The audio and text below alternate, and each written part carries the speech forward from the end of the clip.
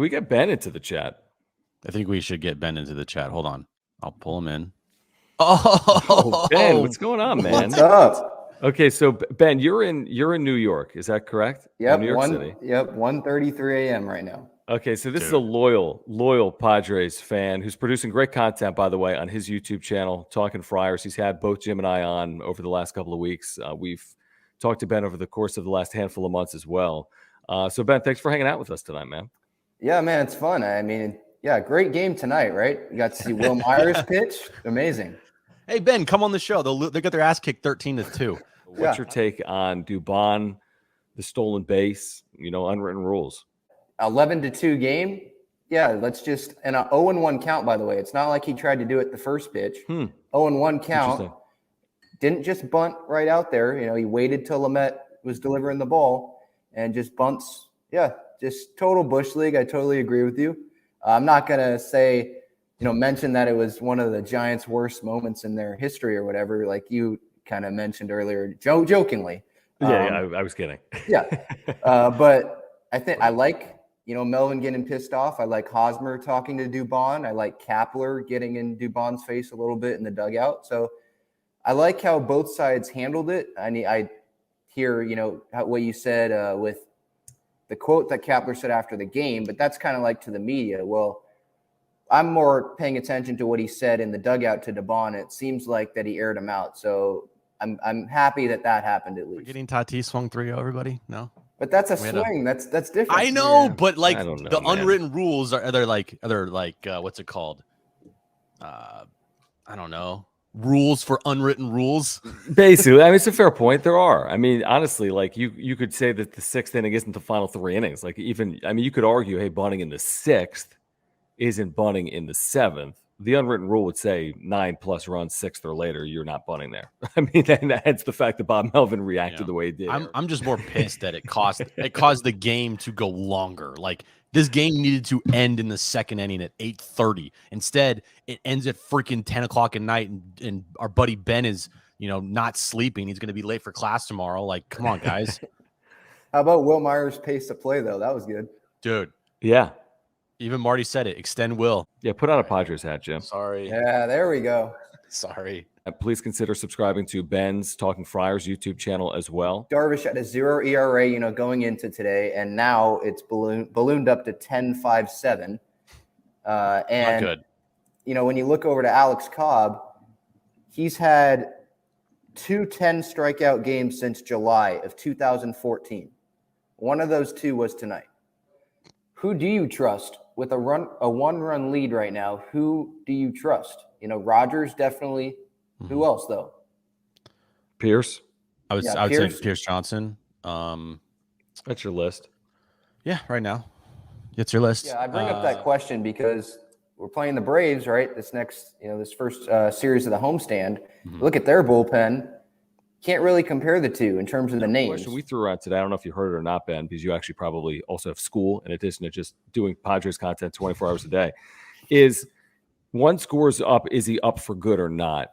Jim, and I kind of play devil's advocate, but Jim said, hey, I think once Gore's up, he should be up. You don't play games with Mackenzie Gore. And I said, well, if Blake Snell's available in 10 days, though, I'm not moving Snell for Gore. So what do you think? I think it should be an opportunity for good if he pitches good. You bring him up on Friday, the fans' expectations, right? I know, Jim, you said on the radio you're probably going Friday. Mm-hmm. If Gore pitches well and you send him down after, let's say Snell misses one. Yeah, let's say Snell misses one start, right? Gore pitches well Friday. Are fans going to be happy about that? I think they're going to see that Gore helps the team win, and you just send him down after you already have him up. What's the point of having him up if you're just going to send him back down when he's a better option than some other guys? So I think it's a good decision, just from the fan perspective. I was saying this on the pregame show because it was live. I reacted live when it happened, when he was in the clubhouse, he had a locker and all that today. When Gore is on the team, right, he's starting. That's a good scenario as a fan because it's Mackenzie Gore. We've been waiting for him for a while now.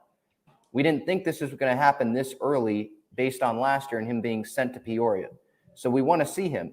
But if I'm looking at it from AJ Preller's perspective, I'm looking at it from the front office perspective. Do I want to play this game?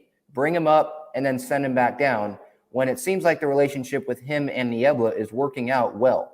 Do I want to send him up and then he pitches well and send him down? It's one thing if he stinks the bed, right, on Friday.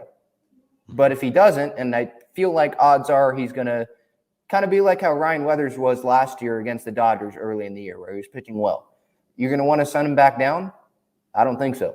When you haven't won, like the Padres haven't won, my first priority is winning. My second priority is the development of any player, including my top prospects. So, it's not about feelings. Listen, if he earns the opportunity, and I think he's going to help this team a lot this year, but I'm saying, okay, so he goes 5 innings and Blake Snell's available in 5 days, send him back down.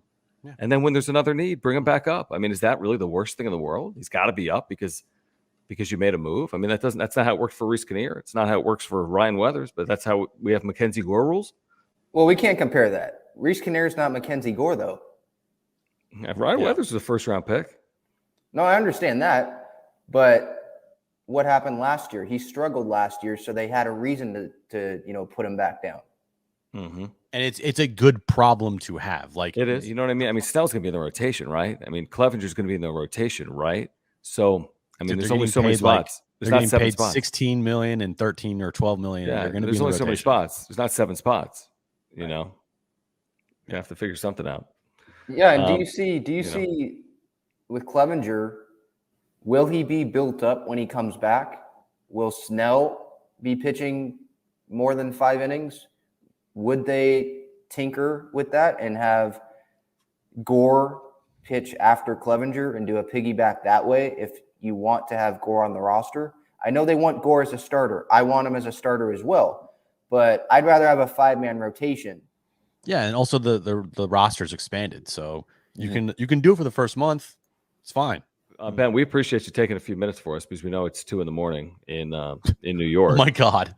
Nothing I'd rather be doing after a Padres 13-2 loss.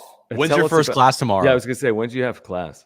Well, I'm gonna probably work out, get up at like 7, work out, go to class. Class is probably 9:30ish. So yeah, take a nap after that. Do you sleep?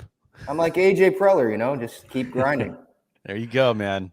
Grind All away. Right, so Ben, we can. Yeah, really appreciate you guys, John and Jim, for coming on my show as well. Listen to your show every day. Appreciate everyone in the comments as well with all the nice comments. And I love all of, Padre fans and all their banter back and forth. So everyone have a good night.